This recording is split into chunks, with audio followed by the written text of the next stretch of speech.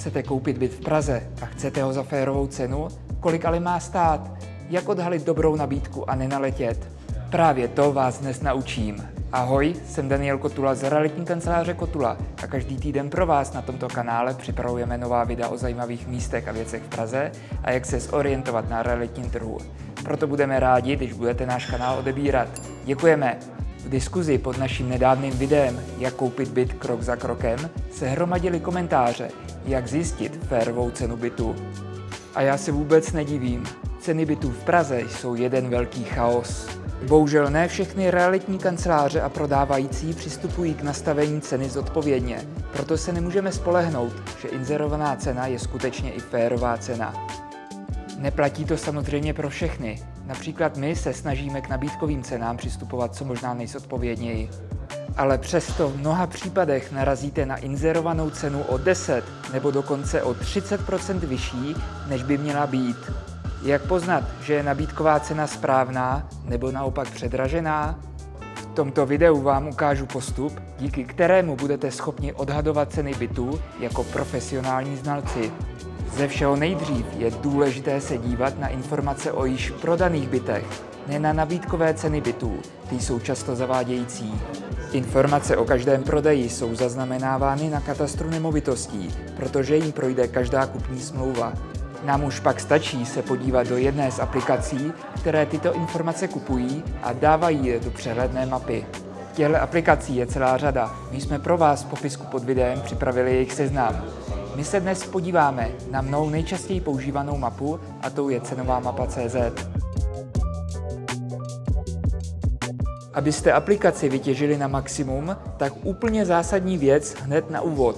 Cena bytů je závislá zejména na lokalitě, tedy vždy se snažte zjišťovat cenu v co nejvíc konkrétní lokalitě. Například na místo celého Smíchova, spíše konkrétní část Smíchova nejblíže bytu. Výsledky pak budou co možná nejpřesnější. Druhá zásadní věc, která ovlivňuje cenu bytu, je jeho velikost. Cena malého bytu v přepočtu na metr čtvereční bude mnohem vyšší než cena velkého bytu. Pro nejlepší výsledky proto ideálně srovnávejte i podobně velké byty. Dalším důležitým faktorem je čas a změna cen v čase. Informace v těchto aplikacích jsou zhruba s 3měsíčním zpožděním, tak to berte v potaz. Když ceny rostou, je potřeba počítat i s o něco vyšší cenou a naopak, když ceny klesají. To nejdůležitější ale, každý byt je svým způsobem jedinečný. Počítejte s různou cenou u bytu v přízemí versus v patře, na rušné ulici versus v klidu, před rekonstrukcí nebo po ní a podobně. Do popisku pod videem jsem pro vás připravil přehled všech faktorů, které mají vliv na cenu a také zde zjistíte, jak velký vliv jednotlivé faktory mají. My už teď ale pojďme na konkrétní příklad. Detailně vám teď ukáži zjištění férové ceny bytu, který jsme nedávno prodali. Šlo o 3+KK v 6. patře panelového domu na Barrandově v ulici Peškova. Byt měl velikost 79,5 m2, plus k tomu ještě loďie, sklep a komora. Byt je 20 let po rekonstrukci a v dobrém stavu. Otevřeli jsme si cenovou mapu a zadali adresu. V tomhle případě jsme jako území označili celý Barrandov. Dále nastavíme, že nás zajímají panelové byty a velikost mezi 70 a 90 m2. Čas prodeje si zadáme posledních 6 měsíců a aplikace nám připraví seznam prodejů, ze kterého můžeme vycházet. Ten dáme seřadit podle ceny na metr čtvereční.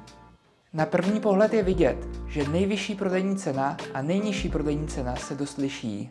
Máme tady prodej bytu za 104 000 korun za metr čtvereční, ale pak také za 18 575 korun.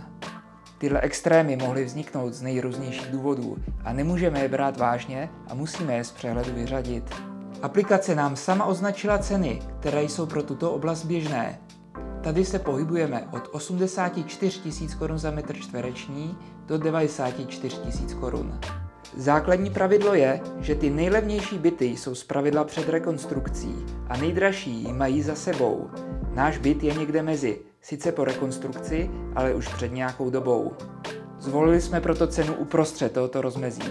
na 89 000 korunách za metr čtvereční.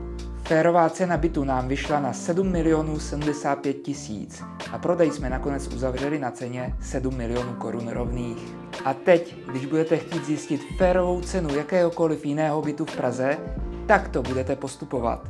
Šikovný pomocník, nemyslíte? Toto video jsme pro vás připravili na základě vašich dotazů. Proto, pokud vás zajímá cokoliv jiného ohledně nákupu bytu, například jak vyjednávat o ceně, napište nám to do komentářů. Připravíme ho. Naším cílem je vám co nejvíce pomoci.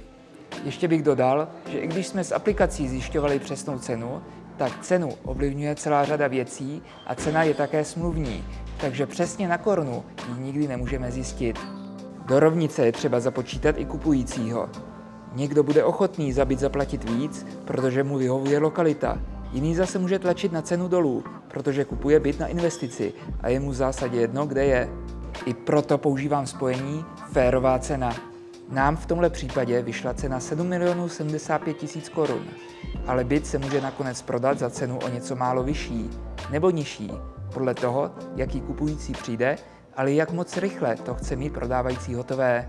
A rada závěrem, pokud je byt za tuto plus minus férovou cenu a zároveň vám byt vyhovuje, tak ho kupte bez vyjednávání o ceně. Je to totiž dobrá nabídka. A pokud se tato férová cena zásadně liší od nabídkové ceny, v tento moment má smysl vyjednávat. A kde hledat svůj vysněný byt? Co třeba na Vinohradech? Hodnocena jako nejoblíbenější čtvrť v Praze a v našem videu vám ukážeme proč. Legendární kavárny, hospody, ale i parky nebo domy.